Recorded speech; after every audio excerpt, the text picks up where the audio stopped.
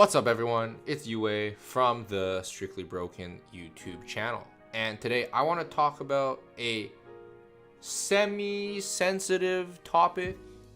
Sensitive because it's definitely something that some people do.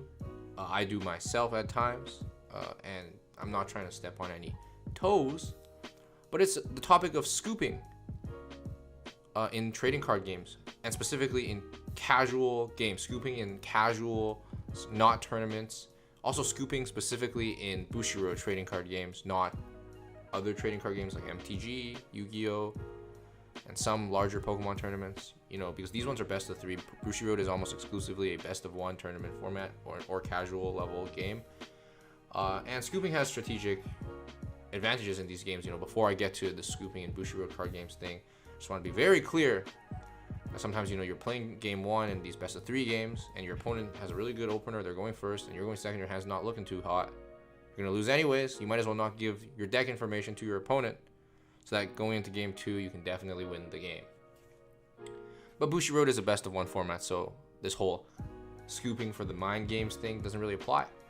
And so we're talking about scooping here, specifically relating to the casual setting, because I also don't think you should probably ever scoop in tournaments, because, you know, you're already there, you're at this event, and tournaments are, you know, there's some level of professionalism required at a tournament, and, you know, out of respect for your opponent probably at a tournament, and also for yourself, because you're already there, you already spent the time driving to that big, large BCS or whatever. You might as well play all games out, because you never know what's going to happen. Even if you're feeling kind of unlucky that game, or feeling like everything's over, you never know when Lady Luck just comes ramming at your door and you win the game out of some crazy tournament events. So don't scoop in tournaments, big tournaments. But now at the casual level, the local level, you're playing with your friends at the card shop, or, you know, you're playing with your friends online on Discord or whatever. And should you scoop? Is it wrong? Is it right? Whatever. Topics like these, you know, not trying to step on any toes, are definitely in a gray area. There's no black or white. But off the bat, I think, you know, if you're talking about scooping for yourself at the bare minimum, scooping in casual games leads you to not be able to experience certain game states that can lead to a lot of personal growth in terms of your skills in that card game, right? If you're scooping whenever the going gets tough, you're kind of doing yourself a disservice, because yeah, playing games when everything's going your way feels really great, and it feels very easy as well, and it feels very exciting, rewarding. Playing out the games that you're not doing too hot in can teach you, you know, how to navigate and play in those situations. That in itself is an experience, is something to cherish. And sometimes, like, some people who play card games actually really relish those game states where you're just not doing too hot in, because those are the real puzzles that are real brain churners that help you really learn something and really get something out of playing those games out. Now, I will say, you know, you had a couple bad games already, you played them out, you experienced what it's like to have a bad draw with your deck, and, you know, it's the 3rd time it's happening the same night, and you're already, you know, I don't know, at 5 when your opponent's at 1, or you're already out 8 climaxes by level 1. Should you scoop? I think it's pretty reasonable to want to scoop in those situations, you know, barring you've already learned lessons about, you know, what can your deck do, limit testing your deck's ability to come back from situations like those. Because by no means, there are definitely decks that can come back from situations like those in Cardfight and Weiss Schwarz. But I want to make the argument that it's almost also borderline pointless and boring to play out games where it's so clear cut that the game state probably suggests that you're going to lose anyways. And though, you know, I just presented the argument that playing it out could teach you a lot, you know, at some point, once you've already learned your lesson a couple times and it's happening some more, it totally makes sense to, you know, scoop 5 minutes into a game, because you know the game is just gonna play out a certain way. You already know your deck cannot navigate itself out of this situation. Why play it out? There's no point, right? And why spend 30 minutes reaching the conclusion of an inevitable loss when you can just cut it short at 10, move on to the next game, and have a more dynamic play experience? And so we have to look on the perspective of the opponent now.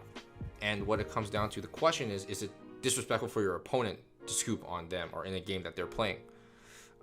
It's a hard one. I think definitely, you know, a card game is not just your own game. It's your game and your opponent's game. Scooping when the going goes bad for you and your opponent is just playing the game, you know, spending time and energy out of his life to partake in this, you know, 2-player activity, and you just scoop. It's kind of a little bit disrespectful, not going to lie. With that being said, I definitely don't think it's just the scooper who should be the only one who's aware of his opponent's feelings. Definitely the scoopee, or the person who's getting scooped on, should be mindful and receptive of the opponent's feelings as well. Though I definitely think there's an element of disrespect when it comes to scooping, especially if it happens multiple times and almost to a malicious level. Like, what if you're intentionally scooping when your opponent's popping off and you're not? Like, that's a little bit BM. But I think as the opponent who's getting scooped on, like, if you see your opponent just having a bad time and you know you're already winning and popping off, I could even present the argument that maybe it's a little bit disrespectful letting them, you know, kind of pub stomping them over and over when you already know, especially if it's in a casual level. Maybe you guys are testing and stuff. If you already know how it's going to play out, if you're among good friends, I definitely think that the scooping is definitely not as rude anymore, and the person who's getting scooped on withholding the opponent from being able to scoop over some desire to play his game out could also be seen as a little bit disrespectful, right? Like, the goal here is for 2 parties to have a pleasant time, and so we have to, you know, consider the feelings of both parties. You know, the person who might be having a great game that has to cut it short because the opponent wants to scoop, and the person who's just having a horrible time and subjecting him to playing out the whole game is also kind of just, you know, a little bit torturous. You know, this topic is definitely, like I said earlier on, super gray. And, you know, what at least can be said is, among good friends, I definitely think scooping has its advantages in terms of time saving and making sure people are both having a, you know, swell time playing the game. You don't want to play games where one side is just not having a very great time, especially if you're meeting up to be playing these card games to have a good time. But again, there is aspects to how scooping is rude. Like, if you're playing with someone online at locals who might not even be a close friend of yours, probably should be asking your opponent, hey, is it okay if I scoop? My game's not going too well. I feel like it's not going to end well. And, you know, just by asking that question, I think it solves a lot of the problems that we discussed in this video. Ultimately, to give a firm answer on what I think scooping is a little bit disrespectful, but it's one of those things that is very needed, because the net positives of scooping, especially when card games played among friends, is pretty good when you weigh the pros and the cons. You know, you're saving time.